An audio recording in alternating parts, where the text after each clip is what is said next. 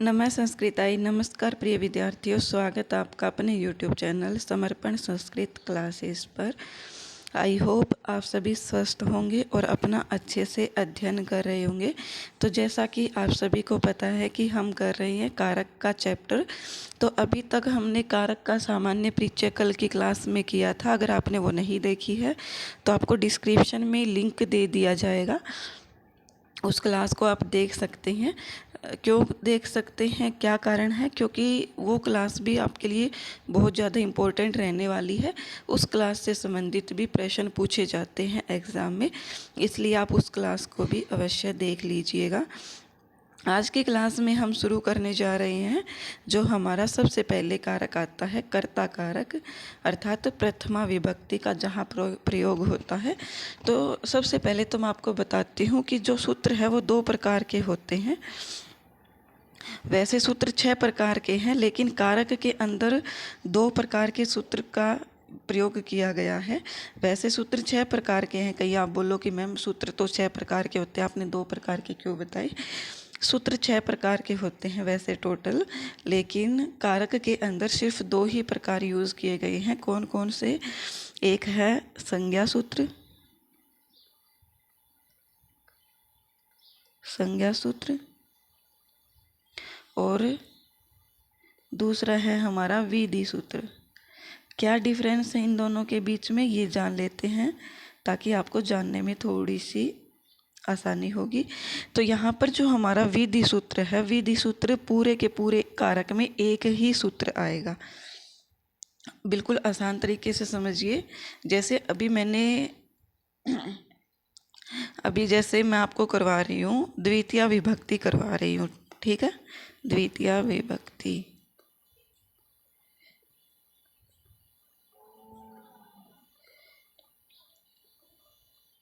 द्वितीय विभक्ति में आप सभी को पता है कौन सा कारक होता है? कर्म कारक। तो इसका द्वितीय विभक्ति का जो विधि सूत्र होगा वह सिर्फ और सिर्फ एकमात्र सूत्र होगा। चाहे कितने भी द्वितीय विभक्ति के एग्जाम्पल हो या संज्ञा सूत्र हो, लेकिन विधि सूत्र सिर्फ एक ही होगा। और वो कौन सा होगा? कर्मणि द्वितीया। क्या है? कर्मणि द्वितीया।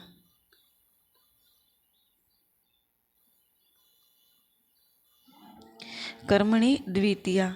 चाहे जितने भी द्वितीय विभक्ति के उदाहरण आए, उसमें जो द्वितीय विभक्ति का विधान करने वाला सूत्र होगा वो कौन सा होगा? कर्मणि द्वितीया होगा। और ये सभी क्या होते हैं? बाकी जैसे आपने सुना होगा कर्तुर ईप्सित तमम कर्म, अनभिते, या कुछ भी आप मतलब और सूत्र आपने सुने होंगे।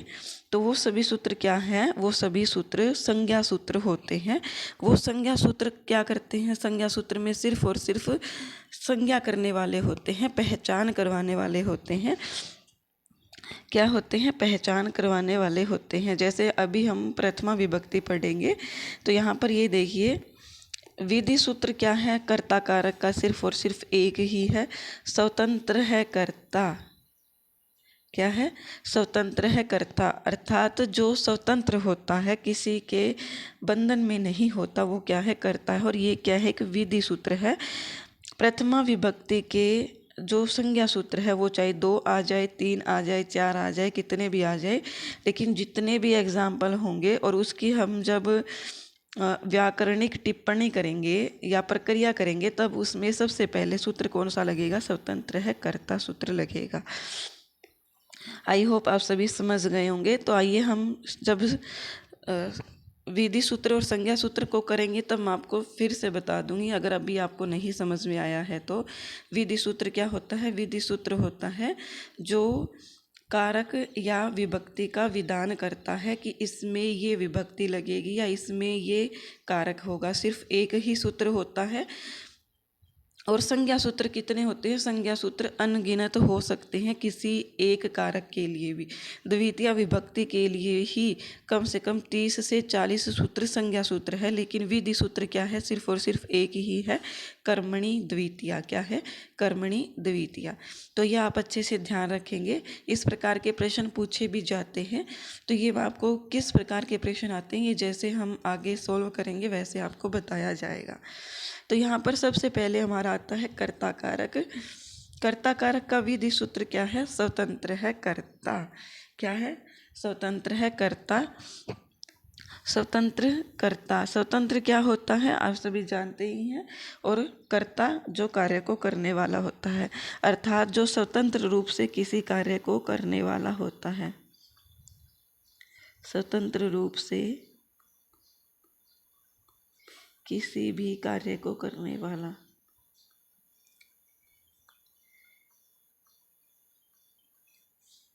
को करने वाला क्या कहलाता है? कर्ता कहलाता है। और आप सभी जानते हैं कर्ता जो कारक है इसके अंदर कौन सी विभक्ति का प्रयोग किया जाता है? तो कर्ता कारक में प्रथमा विभक्ति का प्रयोग किया जाता है। किसका? प्रथमा विभक्ति का। किसका प्रयोग किया जाता है? प्रथमा विभक्ति का। और अगर हमसे इसका विधि सूत्र पूछा जाए तो आप क्या बताओगे? स्वतंत्र है कर्ता इसका विधि सूत्र है। स्वतंत्र रूप से किसी भी कार्य को करने वाला कर्ता कहलाता है। इसमें प्रथमा विभक्ति का विधान किया जाता है। एक उदाहरण देख लीजिए।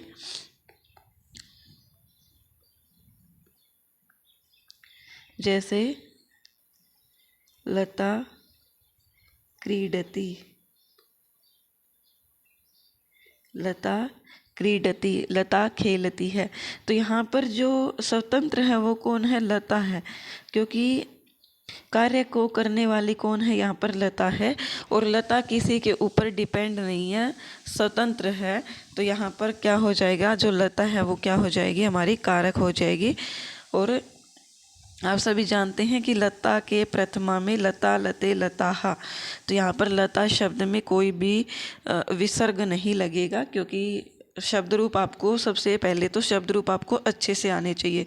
जैसे अगर आपको मैं बता रही हूँ कि राम शब्द है, राम शब्द, तो यहाँ पर अगर मैं लिखती राम है, राम है,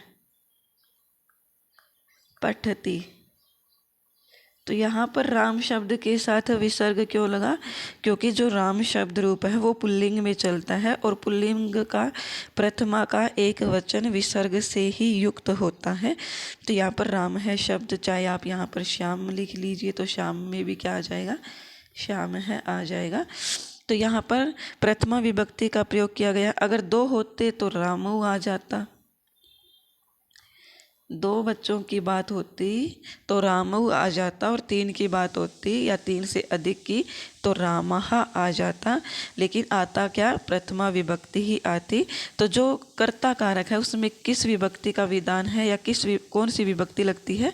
तो इसमें लगती है प्रथमा विभक्ति। आप अच्छे से ध्यान रखिएगा। अब आते हैं हम जो प्रथमा विभक्ति का वेरी वेरी वेरी इंपॉर्टेंट सूत्र है, इसको हम प्रथमा विभक्ति विधायक सूत्र भी बोल सकते हैं और संज्ञा सूत्र भी बोल सकते हैं। तो हमसे एग्जाम में इस प्रकार भी पूछा जा सकता है कि इनमें से प्रथमा विभक्ति विधायक सूत्र कौन सा नहीं है, या फिर इसमें संज्ञा सूत्र कौन सा है। तो ये भी आप अच्छे से ध्यान रखिएगा। दोनों ही कौन से हैं? ये ही है। सूत्र क्या है?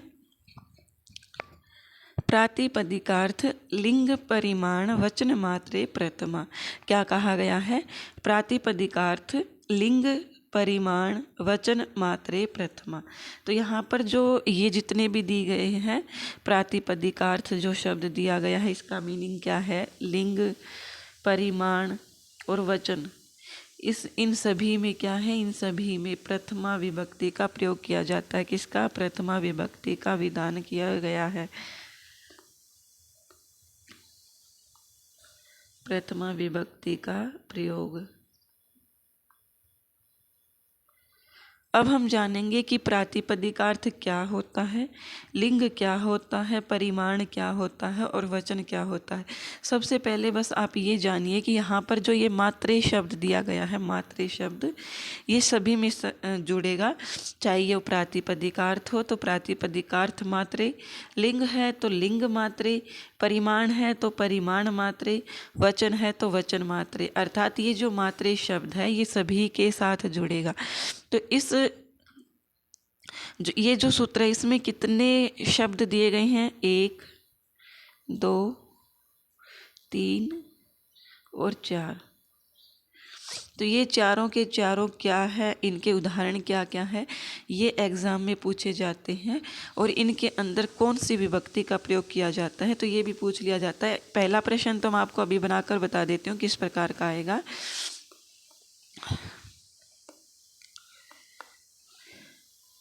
प्रथमा विभक्ति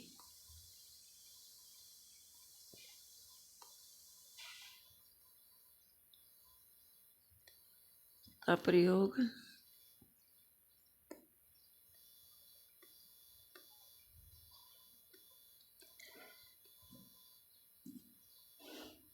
किसमें नहीं होगा।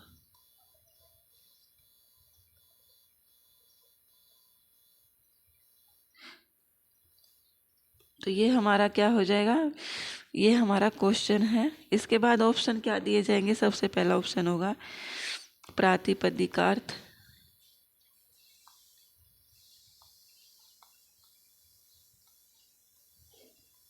मात्रे।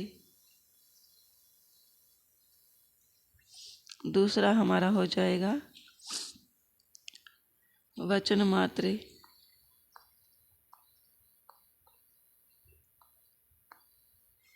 तीसरा हमारा हो जाएगा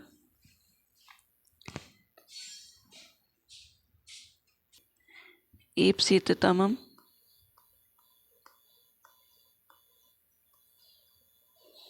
मात्रे। और चौथा ऑप्शन हो जाएगा हमारा प्रातिपदिकार्थ मात्रे, वचन मात्रे, ईप्सिततमम् मात्रे और लिंग मात्रे। तो हमसे प्रश्न में क्या पूछा गया है, आप पहले प्रश्न को अच्छे से पढ़िएगा। बहुत बार क्या होता है कि हम प्रश्न में यही नहीं देखते हैं कि नहीं पूछा गया है या है पूछा गया है, अर्थात अस्ति और नास्ति का आपको अच्छे से ध्यान रखना है। और ये आपको कोई भी, ये बातें आपको कोई नहीं बताएगा। और ये बातें मैं ही आपको क्यों बता रही हूँ, क्योंकि मेरे साथ ऐसा हुआ है, ऐसा एक्सपीरियंस है कि बहुत बार हम एग्ज़ाम में बैठ कर के ये ध्यान ही नहीं देते हैं कि हम जो ये कर रहे हैं, ये जो क्वेश्चन कर रहे हैं, इसमें अस्ति पूछा गया था या नास्ति पूछा गया था। इसलिए सबसे पहले आपको ये देखना है कि हमसे नहीं पूछा गया है, तो इसमें नहीं कौन सा हो जाएगा, क्योंकि अभी अभी हमने पढ़ा, देखिए प्रातिपदिकार्थ, लिंग, परिमाण, वचन मात्रे, इन चारों में क्या होती है, प्रथमा विभक्ति का प्रयोग किया जाता है। लेकिन यहाँ पर प्रथमा विभक्ति का प्रयोग किस में नहीं होगा, तो ये ईप्सिततमम् में नहीं होगा। किस में नहीं होगा, ईप्सिततमम् मात्रे में नहीं होगा। प्रातिपदिकार्थ में होगा, वचन मात्र में होगा, लिंग मात्र में होगा। इस प्रकार के प्रश्न पूछे जाते हैं।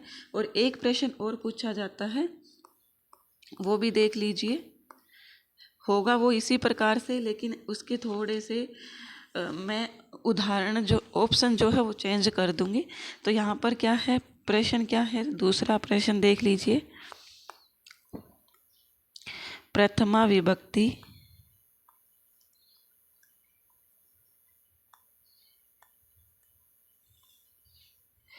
कुत्र नास्ति, कुत्र नास्ति।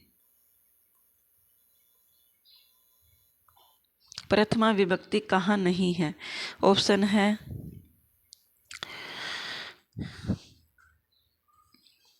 परिमाण, परिणाम मात्रे,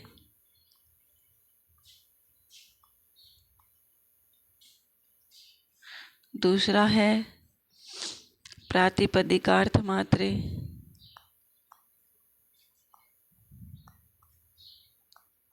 मात्रे, तीसरा हमारा हो जाएगा संबोधने,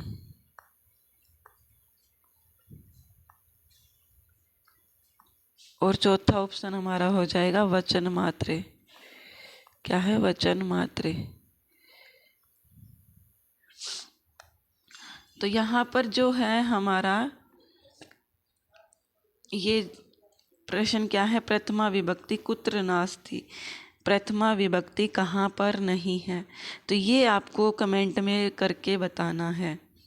कमेंट में आपके लिए है ये क्वेश्चन, कमेंट में लिख करके बताइएगा कि, और पूरा लिखा कीजिए। मैं आपको बताती हूँ रीज़न क्या है। मुझे नहीं याद रहता है कि मैंने आपसे क्या क्वेश्चन पुट किया था, क्योंकि बहुत से स्टूडेंट ऐसे होते हैं जो जैसे ही मैं क्लास अपलोड करती हूँ तो वो आधा घंटा बाद 1 घंटा बाद रिप्लाई कर देते हैं। तो मुझे ऐसा याद रहता है कि हाँ, मैंने आज की क्लास में ये क्वेश्चन पुटअप किया था। लेकिन बहुत से स्टूडेंट ऐसे भी होते हैं, आज ये जो क्लास मैं आज अपलोड करूँगी, ये क्लास क्या होगी कि कोई देख रहा होगा 2 दिन बाद, कोई देख रहा होगा 1 हफ्ते बाद, और कोई देख रहा होगा 1 महीने बाद, कोई 2 महीने बाद। तो इससे क्या होता है बच्चे कि मैं जो है, इतनी मेरी ज़्यादा तेज़ मेमोरी नहीं है कि मैंने इस क्लास में ये क्वेश्चन पुट कर रखा था और आपने इसका आंसर ये दिया। इसलिए प्लीज़ आपसे रिक्वेस्ट है कि आप जब भी आंसर करें, चाहे आप आज कर रहे हो या आप 1 हफ्ते बाद कर रहे हो या कभी भी आंसर कर रहे हो, तो आप अच्छे से लिखा कीजिए कि प्रथमा विभक्ति में इसका मतलब या आप सीधा लिख दीजिएगा कि परिणाम मात्रे में प्रथमा विभक्ति नहीं होती है, या प्रतिपादिकार्थ मात्रे में प्रथमा विभक्ति नहीं होती है, संबोधने में प्रथमा विभक्ति नहीं होती है, या वचन मात्रे में प्रथमा विभक्ति नहीं होती। तो जो भी ऑप्शन होगा वो साथ में लिख करके और ये बताइएगा कि इसमें प्रथमा विभक्ति नहीं होती है। आपको कोई भी क्वेश्चन पुटअप किया जाता है, पूरा क्वेश्चन का आंसर लिखा कीजिए, जिससे मुझे समझ में आए कि हाँ, मैंने ये क्वेश्चन आपसे पूछा था और आपने इसका सही जवाब दिया है। क्योंकि फिर आप गलत जवाब भी देते हो तो मुझे ये ही नहीं पता चलता कि आप जवाब जो दे रही हैं वो सही दे रही हैं या गलत दे रही हैं। इसलिए प्लीज़ आपसे रिक्वेस्ट है कि जैसा आपसे बोला गया वैसा ही करना, और ये क्वेश्चन आपके लिए आप कमेंट करके मुझे अवश्य बताएंगे। तो चलिए हम करते हैं, अब हमारे सूत्र पर वापस आते हैं। प्रतिपादिकार्थ लिंग परिमाण वचन मात्रे प्रथमा। तो ये आप सभी समझ गए होंगे, ये जो मात्र शब्द है, मात्र शब्द जो है ये सभी के साथ जुड़ेगा, चाहे वो प्रतिपादिकार्थ हो, लिंग हो, परिमाण हो और वचन हो। तो यहाँ पर हम इस सूत्र का अर्थ समझ लेते हैं एक एक करके। तो सबसे पहले हमारे पास आता है प्रातिपदिकार्थ। क्या है? प्रातिपदिक।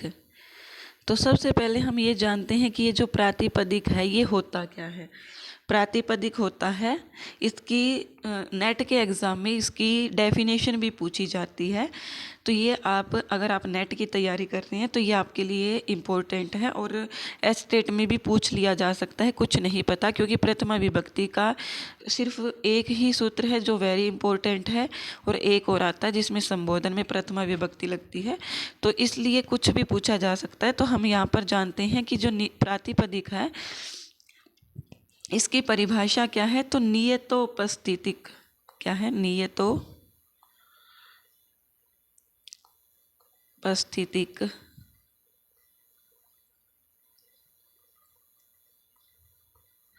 प्रातिपदिकार्थ। क्या है? प्रातिपदिकार्थ। नियतोपस्थितिक प्रातिपदिकार्थ है। तो यहाँ पर ये जो डेफिनेशन दी गई है ये किसके लिए दी गई है? प्रातिपदिक के लिए। अब इसका हम अर्थ समझते हैं। क्या है नियतोपस्थितिक? अर्थात जिसकी उपस्थिति नियत क्या होती है? जो निश्चित होती है, उसको हम प्रातिपदिकार्थ कहते हैं। जैसे हम किसी शब्द का उच्चारण कर रहे हैं, क्या है?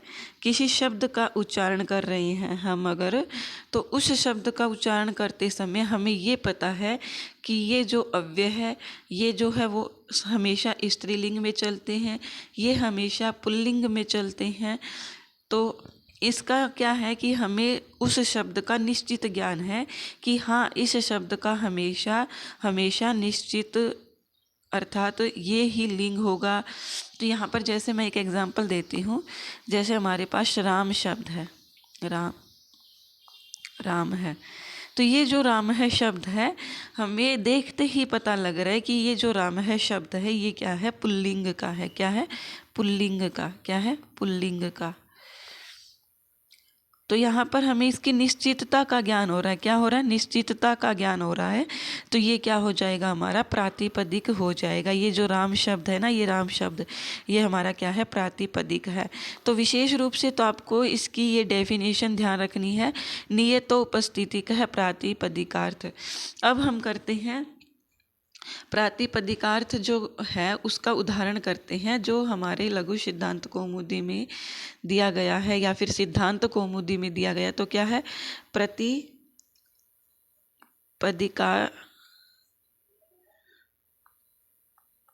अर्थ मात्र का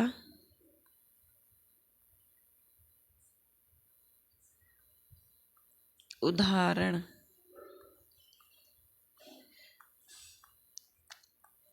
तो यहाँ पर उदाहरण क्या हो जाएगा? उदाहरण हो जाएगा उच्च ही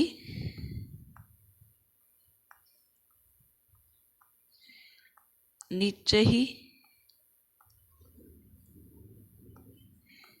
कृष्ण है श्री ही। क्या है? कृष्ण है श्री ही।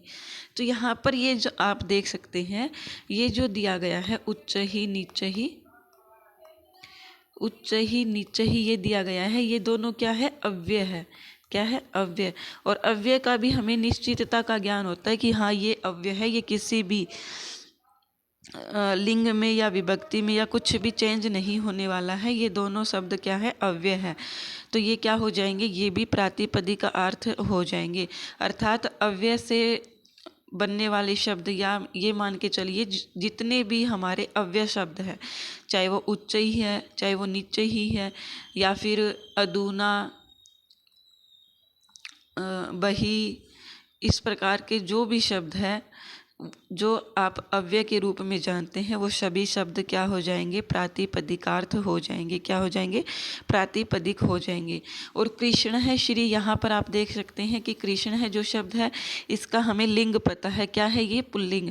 और श्री जो है, इसका भी हमें लिंग पता है, ये पुल्लिंग है। और इसको हम कृष्ण का जब स्त्रीलिंग बनाएंगे तो कृष्णा हो जाएगा। क्या हो जाएगा? कृष्णा। लेकिन कृष्ण जो है वो पुल्लिंग में कृष्ण ही रहेगा। क्या रहेगा? कृष्ण ही रहेगा। तो यहाँ पर क्या है कि ये निश्चित का बोध करा रहा है। यहाँ पर इसका लिंग जो है वो निश्चित है, और श्री का लिंग भी निश्चित है कि श्री पुल्लिंग में है। तो जो शब्द निश्चितता का बोध करवाता है वो शब्द क्या होता है? प्रातिपदिकार्थ होता है। और यहाँ पर मेन रूप से यही दिए गए हैं कि जो अव्यय शब्द है वो भी प्रातिपदिक है, और जिसके लिंग का हमें निश्चित रूप से ज्ञान है कि ये कृष्ण है जो पुल्लिंग में है, और श्री है जो पुल्लिंग में है, या फिर लता शब्द जो है वो स्त्रीलिंग में ही है, लता शब्द पुल्लिंग में नहीं हो सकता है। तो ये सभी क्या हो जाएंगे हमारे? ये सभी प्रातिपदिक हो जाएंगे। आई होप आपको ये प्रातिपदिक समझ में आए होंगे। क्या है प्रातिपदिकार्थ? जिस शब्द का जो शब्द लिंग रहित अव्यय होते हैं और जो शब्द निश्चित लिंग वाले होते हैं, वे शब्द क्या है? प्रातिपदिकार्थ के उदाहरण है। उच्च ही नीचे ही शब्द के कभी भी लिंग नहीं चलते हैं कि हम ये सोचे कि उच्च ही शब्द को स्त्रीलिंग में बना ले, उच्च ही शब्द को पुल्लिंग में बना ले, या फिर उच्च ही शब्द को नपुंसक लिंग में बना ले। इसी प्रकार नीचे ही शब्द, तो ये जो है अव्यय है, और अव्यय शब्द जितने भी होते हैं वो प्रातिपदिक होते हैं। इसी प्रकार से जिनके लिंग निश्चित होते हैं वो क्या होते हैं? वो भी हमारे प्रातिपदिक कहे जाते हैं। आई होप आपको ये प्रातिपदिक क्या होता है समझ में आ गया होगा। ये इसके सिर्फ 4 ही एग्जाम्पल है। वैसे हमसे एग्जाम्पल में और भी दिया जा सकता है, तो ये आप अच्छे से ध्यान रखिएगा। एग्जाम्पल में हमें और भी अव्यय दिया जा सकता है, तो आपको ये पता होना चाहिए कि ये अव्यय शब्द है। लेकिन इम्पोर्टेंट यही है, तो प्रश्न में भी यही पूछा जाता है। तो आपको चिंता नहीं करनी है कि मैम हमें इतने सारे अव्यय शब्द हमें नहीं पता है कि कौन से हैं, तो क्या पूछा जाएगा? यही एग्जाम्पल आपसे पूछे जाएंगे, चाहे वो आपका नेट का एग्ज़ाम हो, चाहे आपका एचटेट का एग्ज़ाम हो, यूपी टेट, सुपर टेट, कोई भी एग्ज़ाम हो।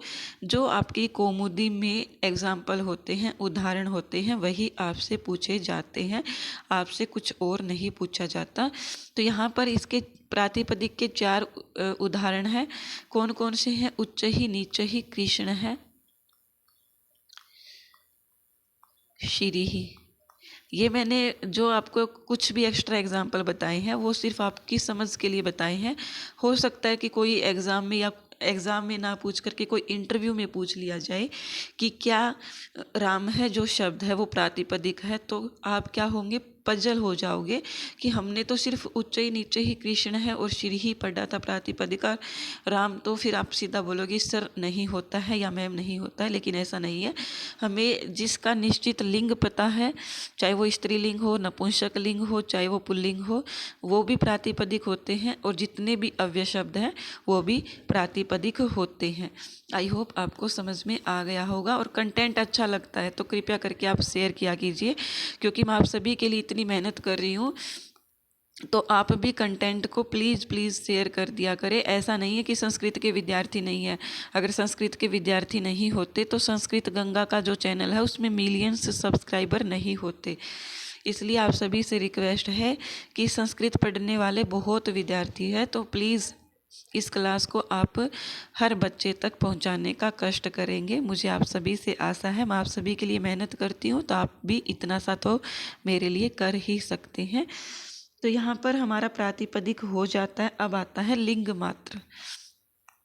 क्या है दूसरा हमारा, क्या है, लिंग मात्र। लिंग मात्र, लिंग मात्र क्या है, अनियत लिंगास्तु लिंग मात्र आधिक्यस, ये इसकी डेफिनेशन है। अनियत लिंगास्तु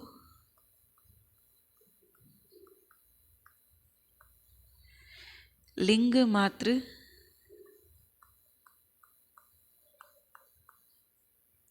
आधिक्यस्य।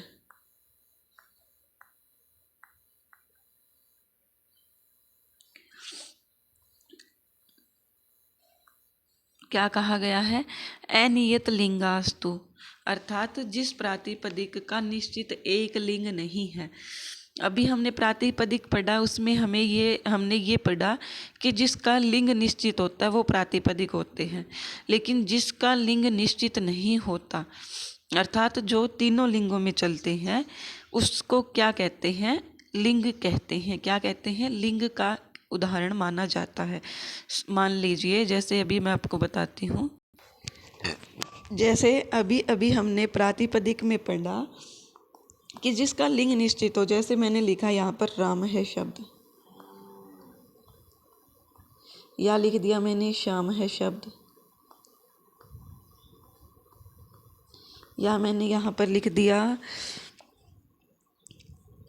लता शब्द, या लिख दिया रमा शब्द।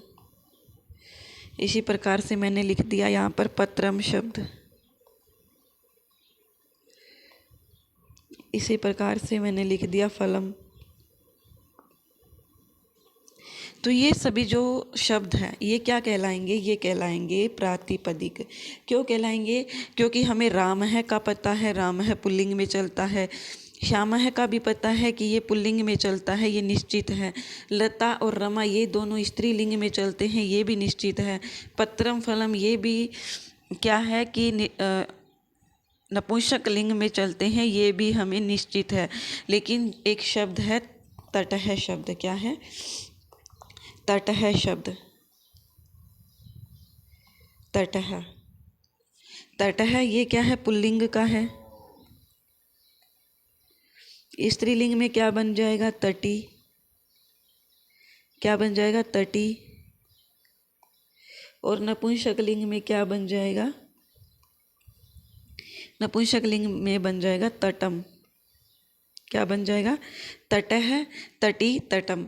तो ये तीनों जो है आप देख सकते हैं ये एक ही शब्द है तटह। क्या है, एक ही शब्द है तटह। इसको हम स्त्रीलिंग भी लिख सकते हैं, नपुंसक लिंग भी लिख सकते हैं। तो इन तीनों का जो लिंग है वो निश्चित नहीं है। क्या नहीं है, निश्चित नहीं है कि तटह शब्द का पुल्लिंग ही होगा और कोई लिंग नहीं हो सकता है। जैसे मैंने आपको बताया कि अगर हम राम है शब्द का स्त्रीलिंग करेंगे तो राम है शब्द का कोई स्त्रीलिंग नहीं बनेगा। अगर आप सोचो कि राम है शब्द में आ लगा करके हम रामा बना दें तो रामा कोई स्त्रीलिंग नहीं होता है। इसका हमें निश्चित लिंग पता है। श्यामः शब्द का भी श्यामा बना करके हम इसको स्त्रीलिंग में नहीं बना सकते हैं, या श्याम को हम श्यामम नहीं बना सकते नपुंसक लिंग में। इसी प्रकार लता को हम लत नहीं लिख सकते हैं, रमा को हम रम नहीं लिख सकते हैं। तो यहाँ पर क्या है कि ये जो तटः शब्द है इसका कोई लिंग निश्चित नहीं है। ये पुल्लिंग में भी आ सकता है, ये स्त्रीलिंग में भी आ सकता है, और ये नपुंसक लिंग में भी आ सकता है। और जिसका प्रयोग तीनों लिंगों में किया जाता है वो क्या कहलाते हैं, हमारे लिंग कहलाते हैं। क्या कहलाते हैं, लिंग कहलाते हैं। अर्थात अनियत, जिसका लिंग निश्चित न हो। ऐसा शब्द जिसका लिंग निश्चित न हो वो पुल्लिंग में भी जा सकता है, वो स्त्रीलिंग में भी जा सकता है, वो ज़रूरत पड़ने पर नपुंसक लिंग में भी जा सकता है। उसको हम क्या कहते हैं, लिंग मात्र की अधिकता के कारण इसमें हमारा कौन सा कारक हो जाता है, लिंग मात्र के कारण यहाँ पर प्रथमा विभक्ति होती है। तो हमसे प्रश्न में ये पूछा जा सकता है कि प्रथमा विभक्ति का लिंग मात्र की अधिकता के कारण किस में प्रथमा विभक्ति का प्रयोग किया गया है। तो इस प्रकार का प्रश्न हमसे पूछा जा सकता है। तो यहाँ पर आप सभी को पता है कि लिंग मात्र की अधिकता के कारण तटः शब्द में तटः, तटी, तटम, ये तीनों उदाहरण आपको एक साथ ही दिए जाएंगे। तो आपको याद रखना है कि लिंग मात्र तटः, तटी, तटम इसका उदाहरण होगा, और प्रातिपदिक में क्या होगा, जिसका लिंग निश्चित होगा। आई होप आपको ये अच्छे से समझ में आया होगा। और एक बार आपसे रिक्वेस्ट है, क्योंकि मैं कारक का चैप्टर आपको पहली बार पढ़ा रही हूँ, तो आप मुझे कमेंट करके ये ज़रूर बताइएगा कि क्लास में आपको जितना भी कंटेंट पढ़ाया गया है वो आपको कितना अच्छे से समझ में आया है। प्लीज़ प्लीज़ आपसे रिक्वेस्ट है, आप मुझे कमेंट में अवश्य बताइएगा कि आपको कंटेंट समझ में आया है कि नहीं, क्योंकि मैं आपको जो कारक का चैप्टर है वो पहली बार आपको पढ़ा रही हूँ, क्योंकि मैंने पहले कभी भी कारक का चैप्टर नहीं पढ़ाया है। इसलिए प्लीज़ आप बताइएगा कि आपको ये समझ में आ रहा है कि नहीं। अब हमारा तीसरा चैप्टर आता है। तीसरा जो है हमारा वो क्या है, परिमाण मात्र। क्या है, परिमाण मात्र।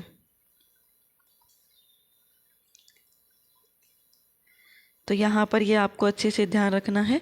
परिमाण मात्र में क्या है, सिर्फ आपको ये एग्जाम्पल याद रखना है। परिमाण मात्र में, परिमाण आप सभी को पता है, कोई मापने की वस्तु को ही हम परिमाण कहते हैं। वस्तु को मतलब कि परिमाण जो मापा जा सके।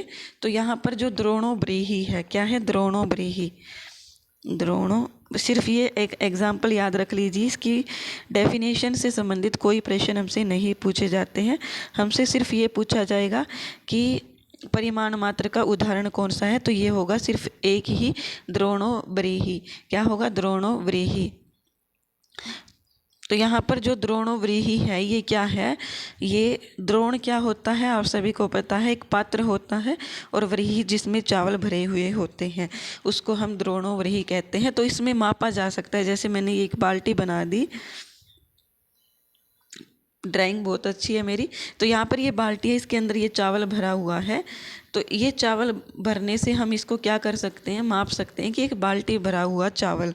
अगर चावल ऐसा बिखरा हुआ होता है तो हमें ये अनुमान नहीं होता कि ये चावल कितना है। अगर बाल्टी भर देते हैं तो पहले क्या होता था, पहले ऐसे ही चीज़ों को मापा जाता था।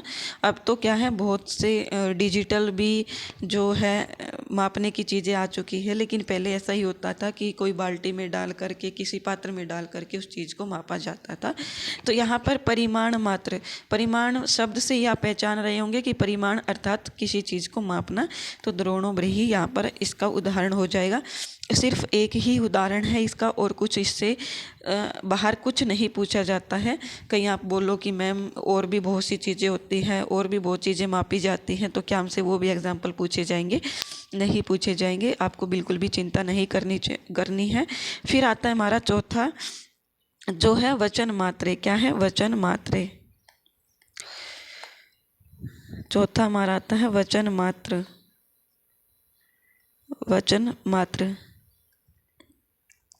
तो यहाँ पर वचन मात्र क्या है, वचन क्या होता है आप सभी को पता है, एक वचन, द्विवचन, बहुवचन। तो ये हमारे क्या है, वचनम संख्या। इसकी परिभाषा अगर हमसे पूछी जाए तो क्या है, वचनम क्या है, वचनम संख्या। अर्थात संख्या को ही वचन कहा जाता है। संख्या ऐसा नहीं है कि आप 10 पर जाए तो वचन, 10 पर जाओगे तो आप बहुवचन ही होगा वो। तो यहाँ पर एक, दो, वह, ये सभी क्या है? वचन है। क्या है? एक है अर्थात एक, दवौ अर्थात दो, और बहवह। यहाँ पर आप 3 मत कर देना। बहवह क्या होता है? बहवह में 3 और 3 से अधिक आने वाली जितनी भी संख्या है वो बहवह में आ जाती है, अर्थात बहुवचन में आ जाती है। तो ये क्या है? वचन के उदाहरण है। तो वचन अगर आपको इसका एग्जाम्पल 1, 2 बहवह से नहीं याद रहता, एक है, दो बहवह से याद नहीं रहता है, तो आप इसको इस प्रकार से याद रख सकते हैं कि एक वचन, द्विवचन, बहुवचन। वचन 3 प्रकार के होते हैं और वचन का सिर्फ और सिर्फ हमें क्या करना है? एग्जाम्पल ही याद करना है। क्या करना है? एग्जाम्पल ही याद करना है और कुछ हमें नहीं करना है। आई होप आपको ये समझ में आ गया होगा। तो यहाँ पर अभी हमने पढ़ा कि, मैं एक बार थोड़ा सा रिवाइज कर देती हूँ पूरा का पूरा। तो सबसे पहले हमने कर्ता कारक का विधि सूत्र पढ़ा जो स्वतंत्र करता है। फिर आता है हमारा कर्ता कारक में प्रथमा विभक्ति का प्रयोग किया जाता है। फिर है ये 4 हमें शब्द दिए गए हैं, इनका एक एक अर्थ और इनका एग्जाम्पल पूछा जाता है। तो प्रातिपदिकार्थ में हमने पढ़ा कि जो अव्यय शब्द होते हैं वो प्रातिपदिक होते हैं, चाहे उसका एग्जाम्पल दिया था उच्च ही, नीच ही, और जिसका लिंग निश्चित होता है वो हमारे प्रातिपदिकार्थ होते हैं। तो उसका एग्जाम्पल मैंने दिया है कि कृष्ण है और श्री। सिर्फ और सिर्फ आपको यही एग्जाम्पल एग्ज़ाम के लिए याद रखने, चाहे वो आपको नेट का एग्ज़ाम दे दिया जाए या कोई भी कितना भी डीप एग्ज़ाम दे दिया जाए, आपको एग्जाम्पल सिर्फ यही याद रखने हैं। फिर है लिंग। लिंग वो है जिसका लिंग निश्चित नहीं है। जिसका लिंग निश्चित होगा वो प्रातिपदिक होगा, ये ध्यान रखिएगा। जिसका लिंग निश्चित नहीं है वो हमारा क्या होगा? लिंग मात्र होगा। फिर है हमारा परिमाण। परिमाण में हमें पता है कि मापने की चीज़ होती है, तो परिमाण में हमारा हो जाएगा द्रोणों ब्रीही, क्योंकि बाल्टी के अंदर हम ब्रीही, चाहे आप वो कोई भी वस्तु ले लीजिए, उसको डाल करके मापते ही हैं। तो इस प्रकार से आप ध्यान रख सकते हैं। और वचन क्या है? वचन हमारे 3 होते हैं, एक वचन, बहुवचन, एक वचन, द्विवचन और बहुवचन। तो ये तीनों हमारे क्या हैं? इसके अंदर क्या है? एक है, दो, वह, इसके उदाहरण दिए गए हैं। और इन चारों के अंदर प्रथमा विभक्ति का प्रयोग किया जाता है। ये मैंने आपको एक क्वेश्चन करवाया था, उसमें भी बताया, और इसके बाद आपके लिए भी पूछा था एक क्वेश्चन। तो ये क्वेश्चन आप मुझे कमेंट करके बताओगे। आई होप आपको ये समझ में आ गया होगा। अब आते हैं हम संबोधने च। संबोधने च एक सूत्र आता है, संबोधने च। च का प्रयोग किया क्यों गया है? तो यहाँ पर ये भी पूछा जा सकता है कि यहाँ पर च का प्रयोग क्यों किया गया है। तो यहाँ पर जो च है, ये च है कि यहाँ प्रथमा होगी। क्या होगी? अभी हमने 4 चीज़ों में प्रथमा पढ़ी थी, लेकिन इस सूत्र से क्या कहा गया है कि संबोधन में भी प्रथमा विभक्ति का प्रयोग किया जाएगा। अर्थात अगर हम किसी को संबोधित कर रहे हैं, जैसे हे राम, हे रामौ, हे रामः, तो यहाँ पर भी हमारी विभक्ति जो है वो कौन सी लगेगी? प्रथमा विभक्ति ही लगेगी। संबोधन आप सभी को पता है, जब हम विभक्ति करते हैं तो उसमें 8वीं जो विभक्ति होती है वो हमारी संबोधन ही होती है। बहुत से शब्द रूप में ऐसा भी होता है कि संबोधन नहीं होता है, लेकिन जैसे राम शब्द रूप है तो उसमें होता है, तो वहाँ पर होता है हे राम, हे रामो, हे रामः। तो यहाँ पर संबोधने हे राम जो शब्द है, हे राम है, इसमें भी क्या होगी? हमारी प्रथमा विभक्ति का प्रयोग किया जाएगा। तो ये आप अच्छे से ध्यान रखिएगा कि जो संबोधन है उसमें भी प्रथमा विभक्ति का प्रयोग किया जाता है। और यहाँ पर इसी के साथ हमारा जो प्रथमा विभक्ति मान लीजिए या फिर कर्ता कारक मान लीजिए, वो हमारा यहाँ पर समाप्त हो जाता है। आई होप आपको ये क्लास अच्छी लगेगी, और क्लास को शेयर करना मत भूलिएगा। और क्लास में मुझे लगता है कि इससे अच्छा कंटेंट आपको आज तक यूट्यूब पर किसी भी टीचर ने नहीं दिया होगा, क्योंकि इतना डीपली कोई नहीं पढ़ाता है यूट्यूब पर। हाँ, अपने बैच में वो कुछ भी पढ़ा सकते हैं, कितना भी डीप पढ़ा सकते हैं जो बैच देने वाले होते हैं, लेकिन यूट्यूब पर आपको इतनी अच्छी क्लास नहीं मिली होगी। इसलिए आपको फ्री में इतना कुछ प्रोवाइड किया जा रहा है, तो प्लीज़ आप सब भी सपोर्ट कीजिए, बने रहे हमारे साथ इसी चैनल पर। धन्यवाद।